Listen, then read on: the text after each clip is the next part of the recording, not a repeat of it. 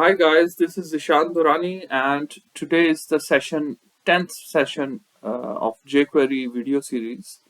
And basically, uh, these are the topics that we'll be learning today. Uh, so let's start from here. These are some action methods, .vol, .text, and .html. Let's implement them practically in the HTML file. So first of all, let me create a clone of this file.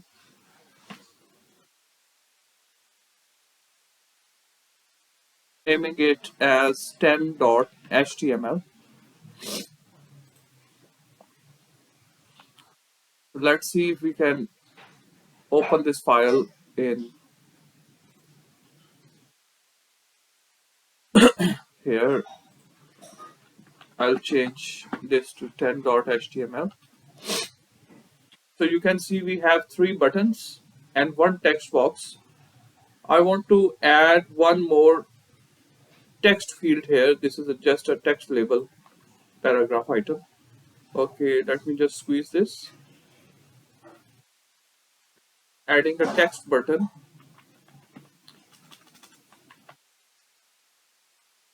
Text field, guys. Type is equal to text. Let's name it as value something like new text box. Okay, let's call it new text box. Class new text box.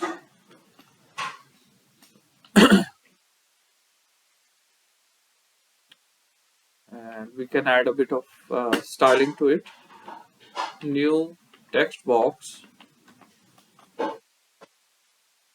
giving it a padding of say 1.5 rems and background color of light cyan. Let's give this color. Reloading the page. So you can see it has created a text box. So I want to test these action methods .vol, .text, and .html. So let's see how it works. So if this is the text box called new text box, if I write something in it, lorem ipsum text. So in jQuery, today I am implementing a little differently. Like I'll execute the commands in the console so that you can see the effect and then go back to the file and add those. That really works for us. So I will write jQuery like this. Now you must be getting used to with the jQuery syntax. So what's the class name? New text box dot vol.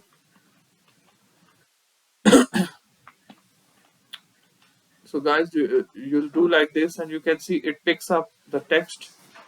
Dot vol is for dot value. So it picks up the value of the text box and prints it on the screen. So this is what we want to do. And let's see how we can implement this in the file. I'll just go back to the file and let's in fact create another button which will give us the value. It will print the value for us. Button class print value.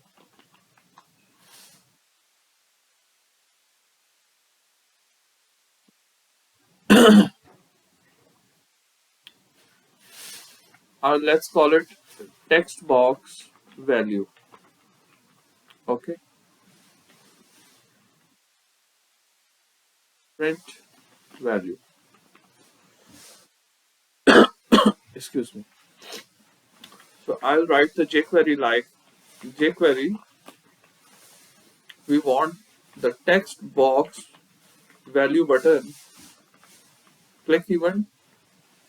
Click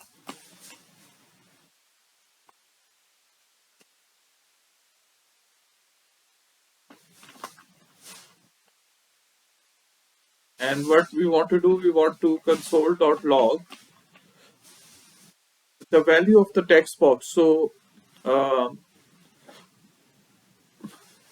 how do we grab the value? Okay, let's create a variable. You can create a variable like this, guys. Variable a is equal to jQuery dot the class name of the text field, new text box dot val. Okay, dot val function will basically pick up the value of that text box, and it's adding that value into, saving that value into this variable called a. And in the next line, we can just console.log a.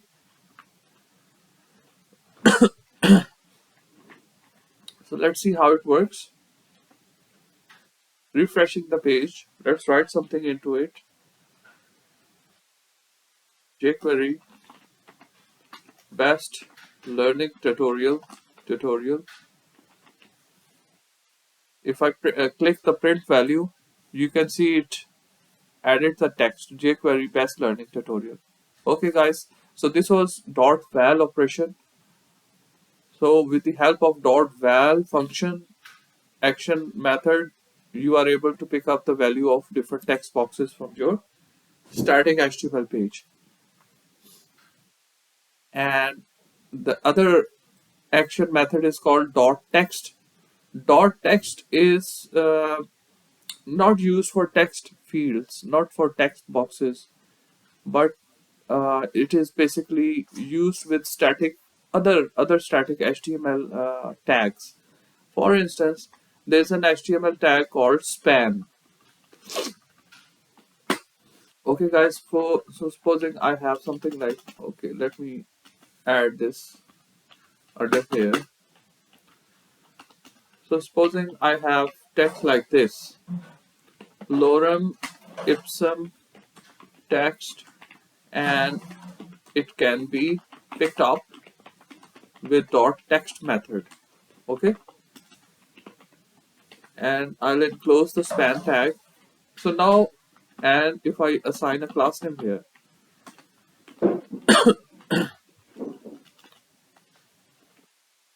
rspan. So here rspan dot val will not do dot rspan dot val, rather we will do rspan dot text, and it will pick up this text. Okay, guys. Now you know the difference between dot text and dot vol. Dot vol is used to pick up the value from text boxes, and dot text is used to pick up the value from static HTML tags. So let's add this. The same can be used with paragraph also. Okay, it can be any HTML element, but not the text box. Okay, it can be like this also. So supposing, let's use it as a span. I'll go back to the HTML file, and let's add it here after the paragraph item. Okay, now if I come here, and we need another button, guys. Let's name this button as, just creating a copy of this.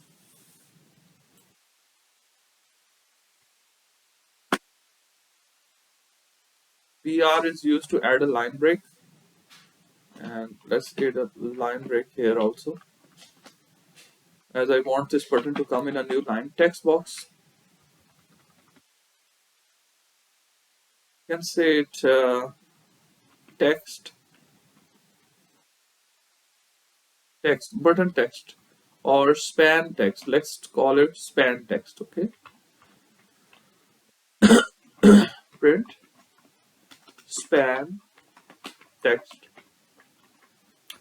So we'll say jQuery print, what's the class name, span text dot click function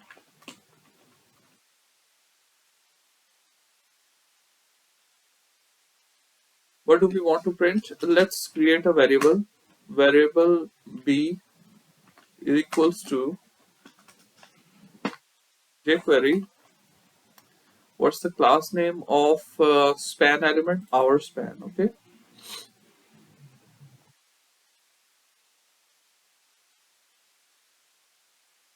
Dot our span dot text, not dot val but dot text. Okay. Now you can do console.log span text like this. So it will print the span text for you. So just refreshing it. This is the span element. Let me just pinpoint this in the HTML. And if I show you, here is the lorem ipsum span text. So if I click on, and if I come back to the console and click on this print span text, it should pick up this text and print it here. Okay guys, so with the dot text, you see here, with the dot text method, it is able to pick up the text. So for all the textual elements in the DOM, in the HTML DOM, you will use dot text. And with all the text boxes, you will use dot val methods to pick up the values. Okay. So now you are able to pick up the values from the DOM elements using text and dot val. Now let's use the dot HTML function, guys. This is interesting. So for that, what I'll do is go back to the element. If I show you in the body element, which is encapsulating everything, I want to pick up all this HTML.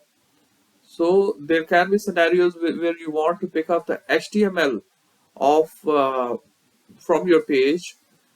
So what you can do is that you can refer to the parent element, which is the body here, and write jQuery body dot HTML. So it will print all this HTML code, and you can use it somewhere else for any particular scenario. So just to show, I can write some code here. Body dot HTML.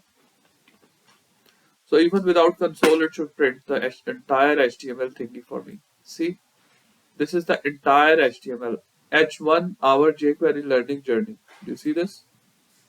So it will give you the entire thingy. You can do alert jQuery body.html. Now it will give you the entire HTML of your page in the alert message. Okay guys, so I think you can use this on your page now. I've just shown you through the console. So these are the HTML text and val methods, which are extremely important in jQuery. You must know them, and these are very basic but the most important things in jQuery. Okay, so this is done, guys. Then comes the clone method. So how does the clone works? Supposing what I want to do is that I want to clone this h1. I want to clone this h1 and add the cloned h1 just under the last h1. Okay, so how I will do this? jQuery, we have h1. I want to pick, okay, I want to pick the first h1 element. You can write it like this or like this. EQ0. EQ0 also means the first element. I want to clone this. After cloning this, here we are chaining. Chaining means that we are combining different commands together. After clone, I want to insert after. Guys, there's another command called insert after. Insert after the last h1. Okay. Insert after, bracket starts, Where do we want to insert the cloned h1 item? We want to insert it after the last h1 item, like this. So when I hit this,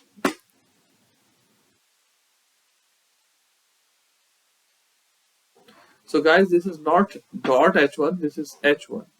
So see, just observe, this h1 should get incremented and another clone of this should be added just below this. So I'll just hit enter here, and then I hit enter here. You can see, guys, each time it is cloning the first element and adding it at the after the last h1 element. So here you learned clone and insert after methods. Okay, cloned and insert after.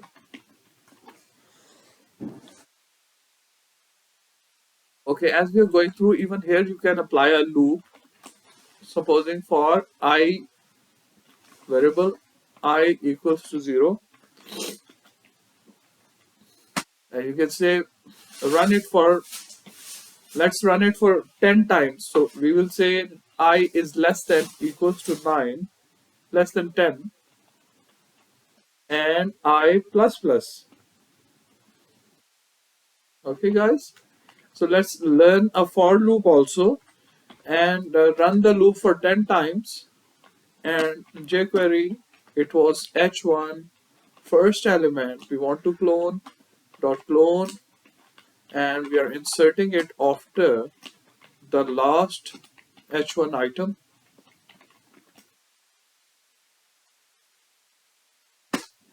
Okay, guys, so it added 10 more h1 items on our page. So I'll just refresh the page. Clicking up arrow will break my code again. So now you can see this, there's a for loop which runs 10 times, and this h1 item is cloned on your page. So these are some of the, see guys, it added h1 items 10 times on your page. So these are some of the dynamic things you can do to your HTML page.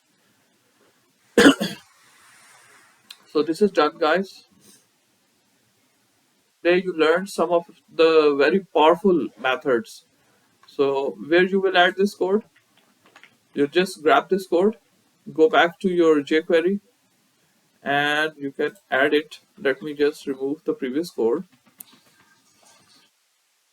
In the document ready, you can add this. Okay. Now if I refresh the page, you can see jQuery h1 item, h1 heading is coming 10 times. So wasn't this interesting, guys? So let's move on, and let me remove this for loop. So today you learned for loop also. In the for loop, you set an initial value, then the range, it should run for say 10 times, and increment, it should keep on incrementing. Okay. Okay, so the next method is,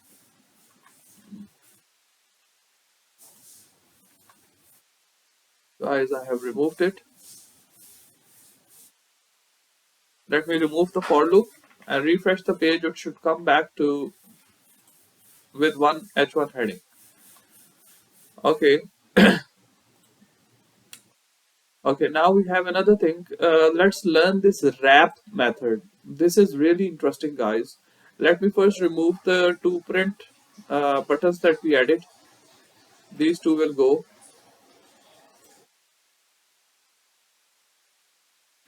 If I refresh the page now, and let's remove the text field also.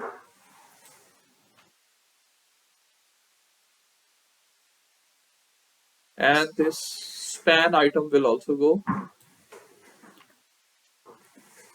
Now when I will refresh the page, it will look like how the time when we started. We have three buttons here: slide down, slide up, and slide toggle. Okay.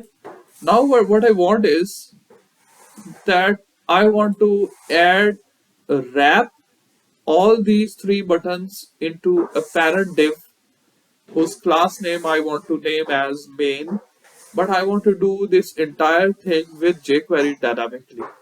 So how can this be done? How can these three buttons be wrapped into a parent div with the class name main?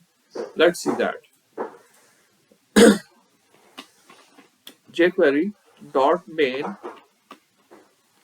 dot wrap. Okay, no. Down, up, and toggle. These are the three class names of the three buttons. So I will write jQuery dot down button dot wrap. What I want to wrap it with? I want to wrap it with a div which has a class name of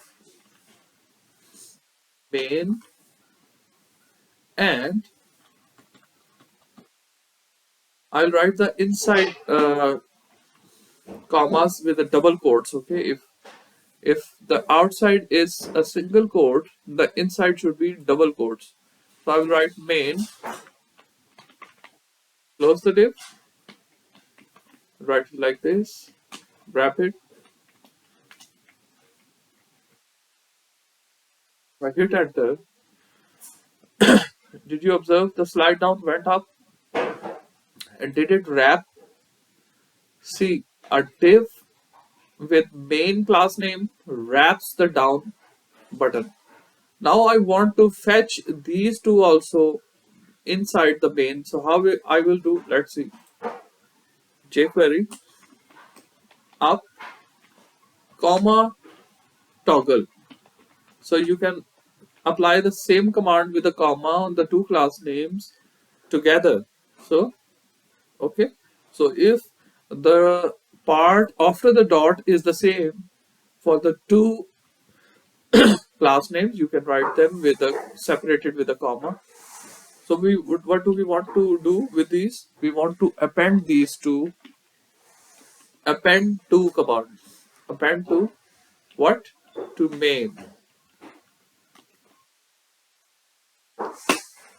So did you see that, guys? Now come back. Let's come back to the HTML, see what happened here. So you can see all the three buttons have wrapped inside a parent div with the class name main. So I hope, guys, you loved today's session and learned something new in jQuery today also. Please do practice, and it is all the practical practice that will make you perfect in jQuery. These are really some powerful things that you are learning in jQuery. So please don't forget to subscribe and hit the bell button. Thank you. I'll come back with more exciting things for you in the next lecture. Bye.